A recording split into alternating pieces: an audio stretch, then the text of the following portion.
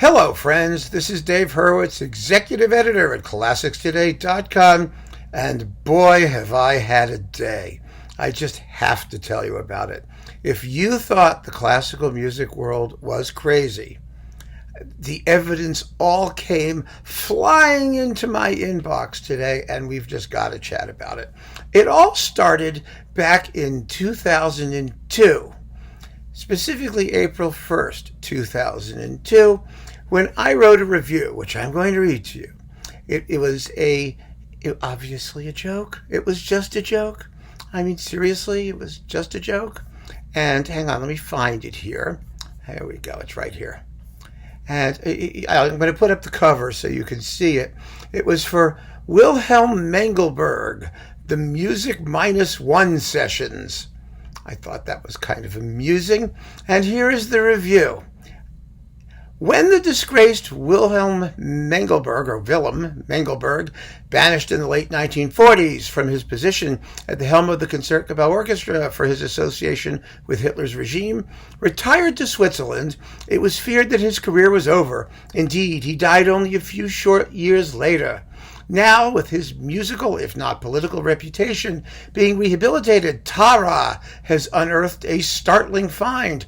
It's well known, of course, that the famous Music -1 company started in Switzerland in the early 1950s before branching out into other territories. The label, dedicated to releasing concerto recordings for student practice, shorn of their solo parts and featuring no-name conductors, had long been rumored to be quietly using famous underemployed artists. And Tara has confirmed this. Its takeover of the defunct organization's sound archive and financial records, its last act before itself going under, reveals numerous payments made to Mengelberg in the 6 months before he passed away in 1951. And fortunately, these receipts also note the repertoire that he recorded. Some internal memos and project proposals survive as well.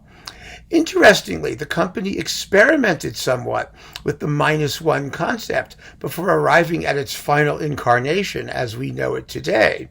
The first of the 2 discs in this collection is indeed devoted to concertos, but curiously, only one of them is missing its solo part. This is Mozart's Piano Concerto No. 23, though the part could probably be reconstructed from Mengelberg's perfectly audible humming. Otherwise, we have a Liszt Concerto No. 1 missing not the piano, which is played by an unnamed soloist, but the famous triangle solo in its scherzo. Finally, there's a Chopin First Concerto, first movement only, without its single trombone part. Given the fact that many performances leave it out anyway, it's no surprise that this particular -1 platform never really took off. Neither did the concept of taking movements from famous symphonies and recording short orchestral works, though Mengelberg fans will be thrilled to hear the opening movement of Mahler's Fifth Symphony, which he did not otherwise record. The missing principal trumpet part does rather leave you guessing as to where the music actually begins, and ends for that matter, but Mengelberg's inimitable style is present in the generous rubatos that pepper the score, sometimes to the detriment of Mahler's notated rhythms. Next comes Mendelssohn's Midsummer Night's Dream Overture without its Ophicleidae line. The bass tuba generally has taken this part since the 1860s, but apparently the maestro had the idea to get into the authentic instrument movement somewhat early. A project description memorandum in Mengelberg's own hand, reproduced in the accompanying booklet, clearly asks a student to procure an Ophicleidae, pointing out that anyone who wants to play it in this day and age certainly will need the practice. Finally, there's the famous Adagio of Bruckner's Seventh Symphony. Yeah, Bruckner's Seventh Symphony, missing the cymbal crash that Bruckner never put there to begin with.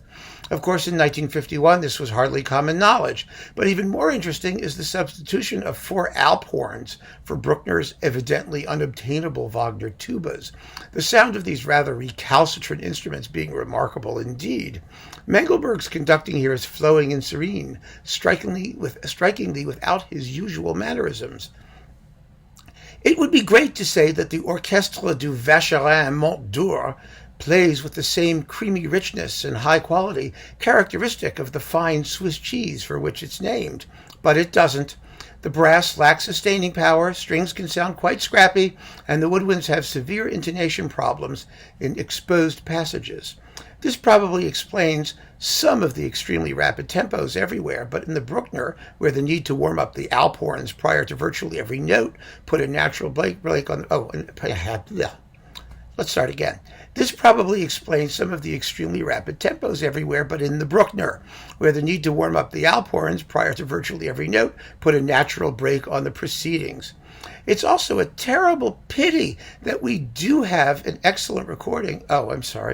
It's also a terrible pity that the rumored 1812 overture, minus carillon and cannon shots, hasn't surfaced, though we do have an excellent recording by Mengelberg of this work, at least, and just how the company expected anyone to practice the missing instruments at home tends to cast doubt on the theory of this tape's existence. Mengelberg reportedly also scrapped a proposal to tape the finale of Mahler's Sixth without cowbells, since the unnamed Swiss recording venue apparently had an ongoing ambient noise problem involving just these instruments, as their constant background presence on both discs makes abundantly clear. In sum, given perfectly decent mono sound, Mengelberg fans that simply must own everything he did will want this set as a matter of course. The booklet also offers fascinating background information on the conductor, including the fact that he was known to company personnel as Slick Willie, an affectionate tribute to his professionalism in bringing each work across the finish line in the time allotted.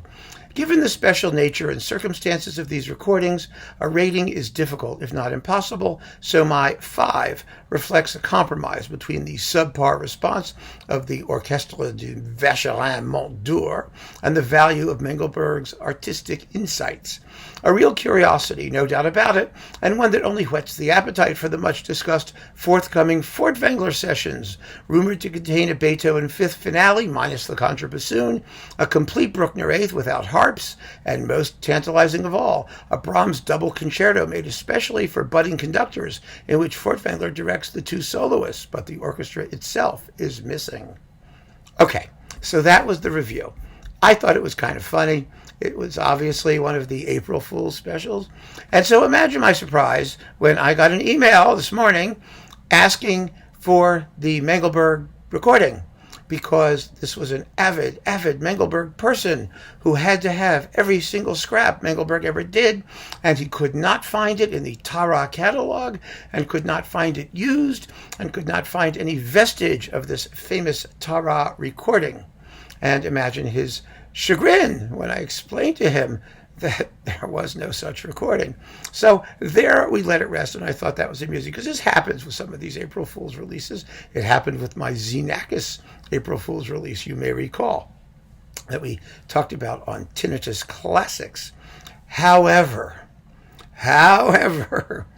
the same morning, I got a rather desperate email from Mr. John Berkey, the guy who runs the American Bruckner Society. I mean, what's his actual title? Let me get it here. I know some of you probably know it, but I have it here. He is a delightful person, a very, very nice guy. And, one who's been extremely kind to me, especially given what I usually say about Bruckner. He is, the editor of the website, A. Bruckner, that's Anton Bruckner, abruckner.com, which is, I have to tell you, a fabulous labor of love. It's a magnificent website. You should take a look at it. It has every scrap of everything that you could ever know about Bruckner, including every performance or recording of his music that has ever existed. And he is the executive secretary of the Bruckner Society of America. And he's a fellow person from Connecticut. They're in Windsor. I'm in Milford. So, I have affection for them. And John is just a great guy. He really is. And he puts up with the fact that I think he's crazy, and that most Brucknerites are crazy, and freely admits it. He's just really, really pleasant person, and I am very serious about how magnificent his website is. It's a model of what these things ought to be, and I recommend it without hesitation. So I'm very serious about that bit. But he wrote to me saying, I just saw a review where I see that Mengelberg conducted the Bruckner Seventh with the Orchestre du Vacherin Montdour, and I have to have it. Could you please, I can't find it anywhere, could you please burn me a copy? And of course, I wrote back to him and I said, hey, I don't know how to break this to you, but let me put it this way. Does the fact that this review was posted on April 1st, 2002 tell you something? And he was very, very funny about it and just said, oh, you got me. It's okay, you got me. But he said, you can't blame me for trying to find everything. And I don't. That's what thoroughness means. I truly, sincerely mean that. And I admire his passion and his attempt to really get everything cataloged that he possibly can. It's because of people like him that appropriate, careful documentation exists. And it's a wonderful thing. I can't even tell you how important that is to historical research. And when I was doing my first master's thesis, which was on Der Fall Hindemith, the Hindemith-Furtwängler affair, I was doing my research at the Library of Congress because I was at Johns Hopkins, a senior at Johns Hopkins University then. And I was working in the Library of Congress in the Performing Arts Reading Room, which is, it's like you've died and gone to heaven. Let's put it that way.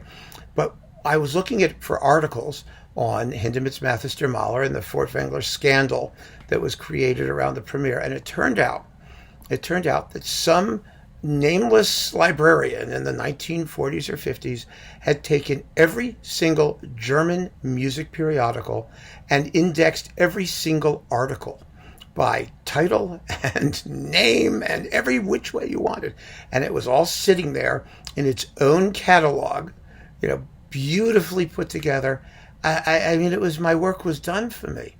It would have taken me weeks, months to go through all of these journals and recreate and reconstitute all of the material that was just waiting there at my fingertips, all because this one person had a mania for cataloging this information. And John is like that. And I cannot express enough admiration for what these people do. It's extraordinary. It's extraordinary and it's important.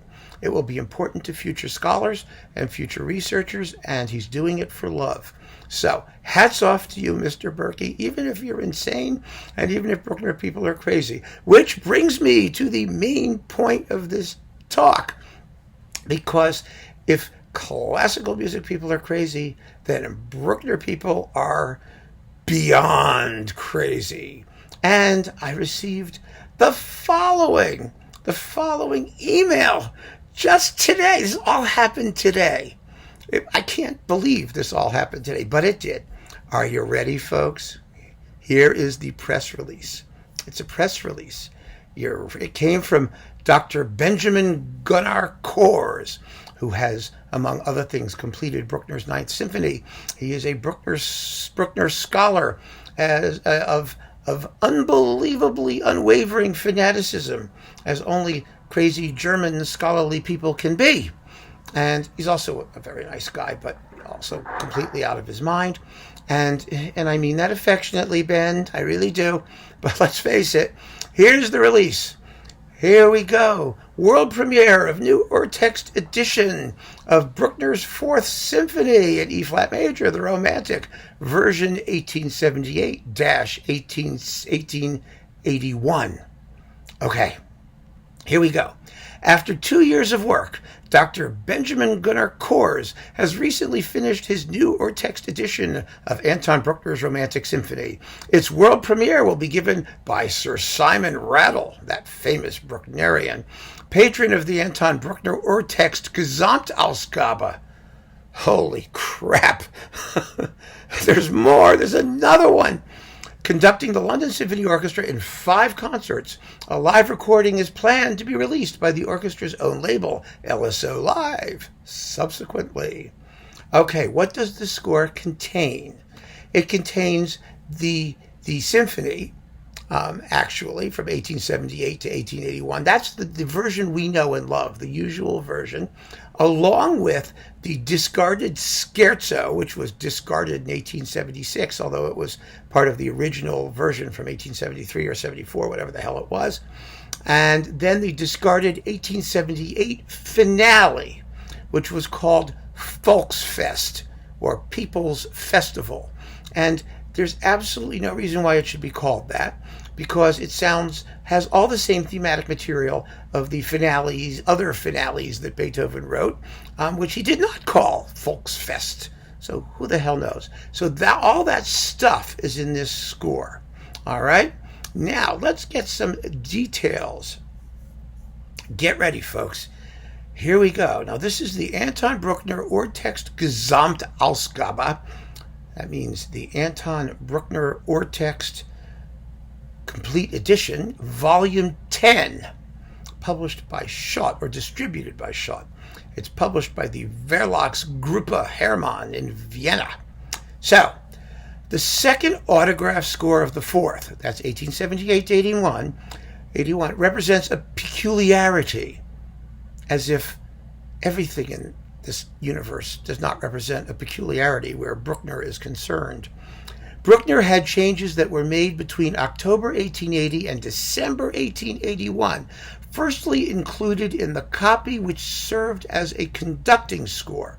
These were then correlated with the parts by the copyists involved, and by them, and not Bruckner himself, transferred back into the autograph score. The Fourth, and later the Seventh Symphony, thus underwent a whole series of retrospective corrections, which in the autograph are not found in Bruckner's hand, but which he made himself in the copies, or of which he approved. One or the other of those things. Furthermore, Bruckner discarded the 1878 finale, Volksfest, and added a new composition in 1880. That's the finale we know and love today. The corrections undertaken for the performances of 1880 and 1881 also led to a new copy of the score in 1882 by copyist Giovanni Knoll, which has the status of an engraver's copy, for it was offered for publication to renowned music publishers in 1885 and 1886. The new edition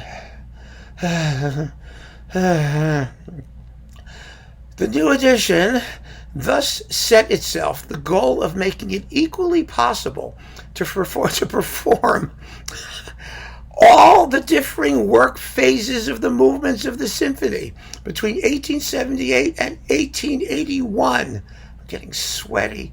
At least inasmuch as they can be identified from the sources.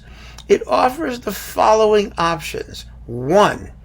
The score as it stood in 1878 of the first and second movement, then a choice of the discarded older scherzo as revised in 1876, or of the hunting scherzo and trio, together with the discarded Volksfest finale of 1878. Okay, next, 2. The score as it probably stood in the 1881 premiere. That is, the first 3 movements revised, and then the 1880 finale. And then finally, the score in its revised state as of 1882, with Phase B of all 4 movements, and the 1880 finale with Bruckner's optional cut, published here for the first time in a performable edition. Okay. Let's see. The earliest state of the score that can still be determined is where changes in instrumentations occur, reproduced throughout the score and parts as are reproduced in the score and parts as ossia above the later version. Ossia means it's an alternative that they print on top of the later version, and you could pick the one you want to pick, which represents the main text.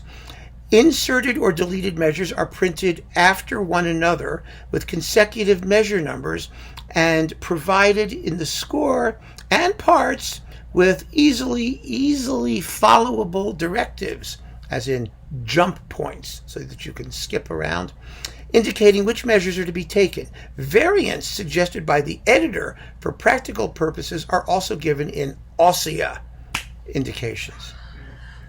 So, how, in God's name, is somebody supposed to make sense of this and give a performance of Bruckner's Fourth Symphony? It's like a paint-by-numbers kit. I mean, you pick the bits you want, assemble them however you want, and you can do it any one of 30 billion different ways. Now, let us be clear about what we have here. Let's be very, very clear. Life in Bruckner's Fourth began with this. This is the 1874 original first edition of the whole symphony.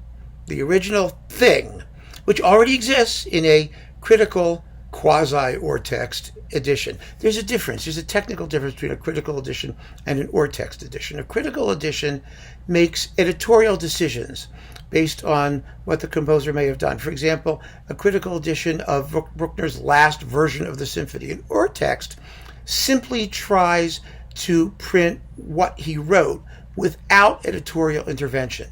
Now, as you can already see, Mr. Kors has already done quite a bit of editorial intervention in assembling this jigsaw puzzle of different sources and different scores, and has had to make plenty of editorial decisions. But nonetheless, he calls it an or text, and I am not going to get involved in the controversy between the difference between an or text and a critical edition. As far as I'm concerned, it's just about the same thing. So here we have a critical edition, quasi or text, of the original 1874 symphony.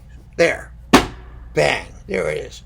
Next, we have the 1878-1880 version, which Kors calls 1878-1882, or 1881, with bits of 1882. This is the version that we all know and love, with the finale that we know and the hunting scherzo that we all like. And this is the one right here, okay? This is basically the same, that one, which is the critical edition, as this earlier edition, which is like the Ozer or Haas or one of those people, one of those other earlier Brucknerites. It's almost exactly the same. It has tiny, tiny differences that don't make any difference. But that's there too. Then we have this monstrosity. This is the 1888 Baudelarized text, recently published by Benjamin Korstvedt. It seems like all the most insane Bruckner people have to be named Benjamin. This is the first publication that was theoretically approved by Bruckner with innumerable changes to orchestration and basic structure, some of which may have been approved by Bruckner and some of which were not, and we really don't know which is which. And it's a whole controversial thing, and it's vile and awful and evil, and it's really nothing but, by the way, a cleaned up version of this one, the old Kalmus score, which they're basically identical, which is also that early 1888 version, although it may have come from a little bit later, like 2 weeks later. Who the hell knows? Who cares? All right, so we already have those. And there's also a separate score of the fabulous Volksfest finale, which I have somewhere. I couldn't find it. It's in a pile of crap somewhere. But that also exists and has been published separately in one of these like blue things. Okay? So all of the material that Mr. Kors is working from has been published in critical editions. But those critical editions are not, by his definition, or text editions. And so now he is pretending to tell us that there is yet another version of the Fourth that only deals with the one that he made between 1878 and 1882, with the scherzo from 1876 and the finale from 1878, and you can pick and choose, and it's do-it-yourself Bruckner. It's like a Heathkit for Bruckner. It is the craziest thing I have ever seen in my life. I just cannot believe it. I don't know how many more versions of this symphony are going to be published. It's insane. And now, of course, we don't even know what we're going to hear when we go to hear what we think is the Bruckner Fourth, because the conductor now has a score where in the middle of it he could probably go to the guys, no, do bar 76, not bar 75. And wouldn't it be marvelous in the performance if some of the players thought they were supposed to play bar 76 when everyone else does bar 75? Like the brass plays the 1876 Volksfest finale while everyone else is playing the 1880 finale, and the score numbers and rehearsal figures get all tangled up. And Do you get where I'm going here, folks? I just, this is all today. I got all of this fun. The Vengelberg, whatever. The Mengelberg crazies, the Bruckner nutcases, the next or text Ausgabe, Gesamtausgabe, Bruckner publication thing. Oh, God. And it's being recorded. Oh, I can hardly wait. But, if they really want to be sensible about it, they should give us the right to choose which version we want to hear. What they should do is make the whole CD programmable so that we can listen to different mix and match Bruckners. And of course, the lunacy of this whole thing is that the result is going to be that conductors will have the opportunity to assemble versions of the symphony that Bruckner never heard, that Bruckner never intended to be heard, that were never going to be performed, that Bruckner would have been horrified had they been performed with that admixture of things. There was a time when doing a critical edition, the reason for doing a critical edition and the reason for doing an or text was to get at the composer's final thoughts as to how the music should go.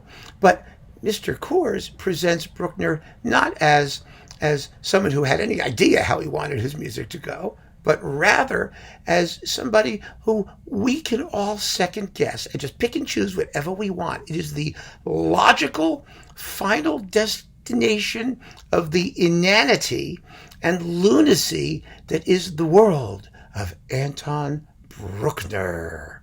And boy, I got to tell you, poor John Berkey is going to be awfully busy keeping versions of this symphony in his catalog in future times, because he's going to have to no longer talk about just 3 or 4 standard versions of the fourth.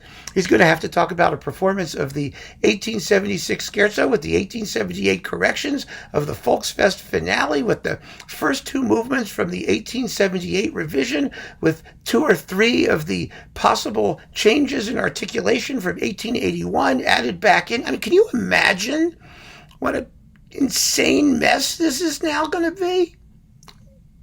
Let me tell you. Couldn't happen to a nicer bunch of people. They should just enjoy it. So that was my day in the wonderful world of classical music, and I just thought I would tell you about it. Keep on listening, folks. Let's listen more, and we should talk less. I know. It's unbelievable. Thank you for joining me. Take care.